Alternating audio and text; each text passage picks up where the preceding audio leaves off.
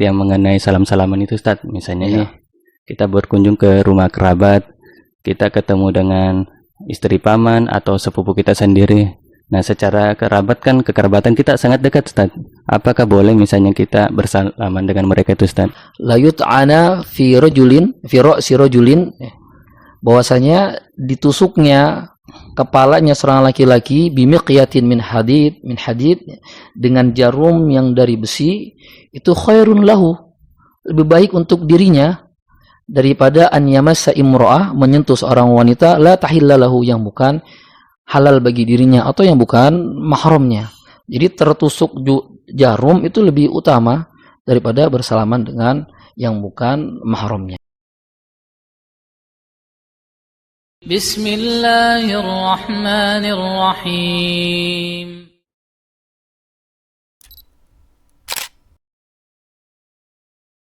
Bismillah, Assalamualaikum warahmatullahi wabarakatuh. Waalaikumsalam. Alhamdulillah, wassalatu wassalamu ala rasulillah, amma ba'd. Puji syukur kita panjatkan kehadirat Allah subhanahu wa ta'ala yang sudah memberikan kita nikmat kesehatan, nikmat kesempatan sehingga kita bisa memulai kembali kegiatan podcast ini. Dan Alhamdulillah hari ini kita ditemani oleh narasumber kita, Al-Ustadz Usman Hafizahullah ta'ala. Apa kabar Ustadz? Alhamdulillah, sehat. Ini tidak lama lagi nih Ustadz, lebaran Ustadz. Nah, Jadi gini Ustadz, jadi pada saat lebaran itu kan biasanya itu ada takbiran tuh kan. iya. Nah takbiran yang disunahkan tuh yang seperti apa Ustadz? Terus mulainya kapan gitu Ustadz harus takbirannya? Jadi disunahkan seseorang bertakbir ketika Idul Fitri khususnya adalah ketika selesai berpuasa. Selesai berpuasa maka disunahkan bertakbir, atau lebih tepatnya ketika seorang melihat hilal masuknya waktu Syawal. Artinya kalau sudah selesai Syawal, sudah masuk Syawal, maka selesai puasanya. Disitulah disunahkan memulai untuk bertakbir. Allah Azza wa Jalla berfirman, "Walitukmilul iddata walitukabbirullaha ala ma hadakum." Dan hendaklah kalian mencukupkan bilangannya, yaitu bilangan puasa. Ketika selesai maka Allah berfirman, walitukabbirullaha ala ma hadakum, dan hendaklah kalian mengagungkan Allah atas petunjuk yang Allah berikan kepadamu. Di sini mengagungkan maksudnya adalah mengagungkan dengan hati ataupun juga dengan lisan dengan cara bertakbir. Jadi sunnah seseorang bertakbir pada hari raya Idul Fitri itu ketika dia melihat hilal, maka disitulah awal permulaan seseorang bertakbir, dan dilakukan di mana saja. Bisa dilakukan di rumahnya, dilakukan di pasar, atau dilakukan di jalan ya. Dan berakhir sampai dia berjalan menuju tempat sholat di mana dia sholat, dan sampai imam datang ke tempat sholatnya. Itulah sunnah seseorang bertakbir, dan selesai seseorang bertakbir pada hari raya Idul Fitri. Allahu a'lam. Terus ini juga Ustadz, mengenai lebaran kan kaitannya agak erat yang mengenai salam-salaman itu Ustadz. Misalnya nih kita berkunjung ke rumah kerabat, kita ketemu dengan istri paman atau sepupu kita sendiri. Nah, secara kerabat kan kekerabatan kita sangat dekat Ustadz. Apakah boleh misalnya kita bersalaman dengan mereka itu Ustadz? Jadi ketika lebaran memang perlu kita mengilmui kira-kira siapa yang boleh dijabat tangannya dan siapa yang tidak boleh dijabat tangannya. Karena ini sudah tradisi di negara kita, yaitu kita berkunjung ke rumah kerabat kemudian bersalam-salaman ya. Maka perlu mengetahui hal tersebut ya. Di antara yang kerabat tapi tidak boleh kita sentuh tangannya adalah sepupu kita ketika itu lawan jenis kita.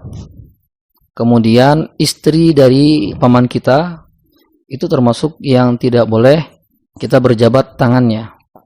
Bahkan Nabi SAW bersabda, la yut'ana fi ra'si rajulin, bahwasanya ditusuknya kepalanya seorang laki-laki bimiqyatin min hadid dengan jarum yang dari besi, itu khairun lahu, lebih baik untuk dirinya daripada an yamassa imra'ah, menyentuh seorang wanita la tahilla lahu, yang bukan halal bagi dirinya atau yang bukan mahramnya. Jadi tertusuk jarum itu lebih utama daripada bersalaman dengan yang bukan mahramnya. Nah, kalau misalnya ini Ustaz, kita ketemu dengan misalnya apa ya, untuk neneknya sepupu kita Ustaz, itu kan kadang mereka menganggap kita itu juga cucunya Ustaz. Iya. Nah, secara usia sih memang sudah sepuh sih Ustaz. Cuman maksudnya kita enggak apa-apakah salaman dengan mereka itu Ustaz? Nah, ya.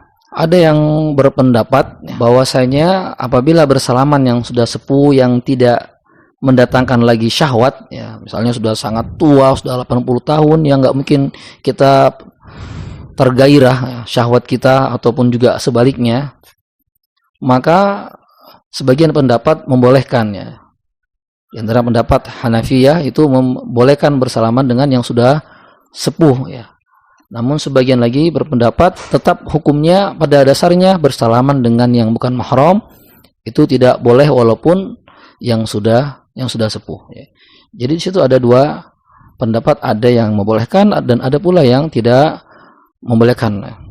Namun ya kita melihat kalau memang bisa kita hindari, tapi kalau memang sudah tidak bisa dihindari, maka ya ibaratnya mau tidak mau kita akhirnya pun bersalaman. Allahu a'lam.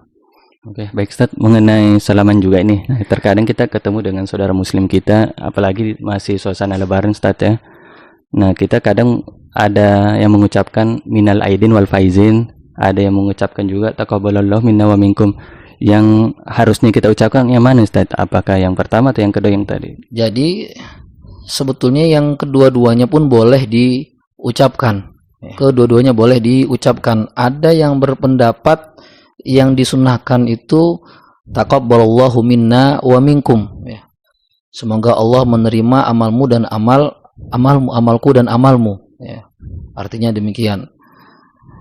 Dan tidak bolehkan atau melarang untuk mengucapkan minal aidin wal faizin ya.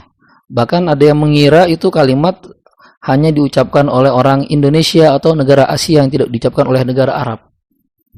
Padahal ya, di negara Arab pun juga ada yang mengatakan demikian ya, minal aidin wal faizin ya, yang memiliki arti selamat bagi engkau yang merayakan hari raya, semoga mendapatkan kemenangan ya.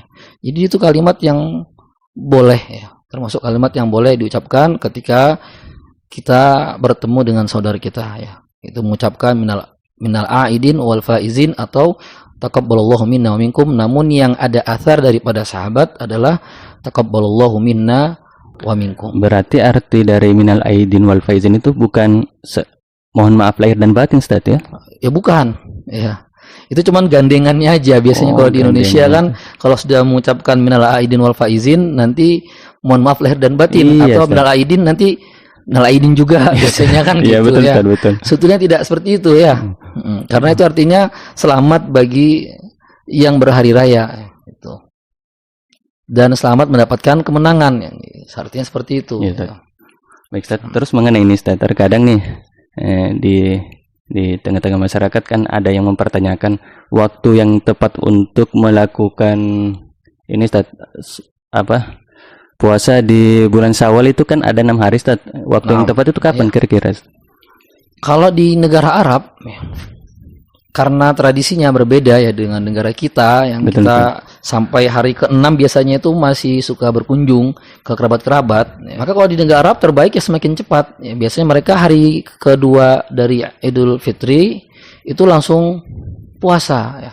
Tapi melihat kondisi kita yang masih berkunjung kerabat-kerabat ya, maka lebih baik ya mungkin diakhirkan, agak dinantikan ya, mungkin seminggu setelah Idul Fitri. Itu terbaik untuk seseorang berpuasa, karena dikhawatirkan ketika masih di awal, ketika ada saudara kita yang datang, kemudian kita suguhkan makan, sementara kita suguhkan dia makan, kita tidak makan, itu nanti khawatir membuat kecewa oleh saudara kita tersebut.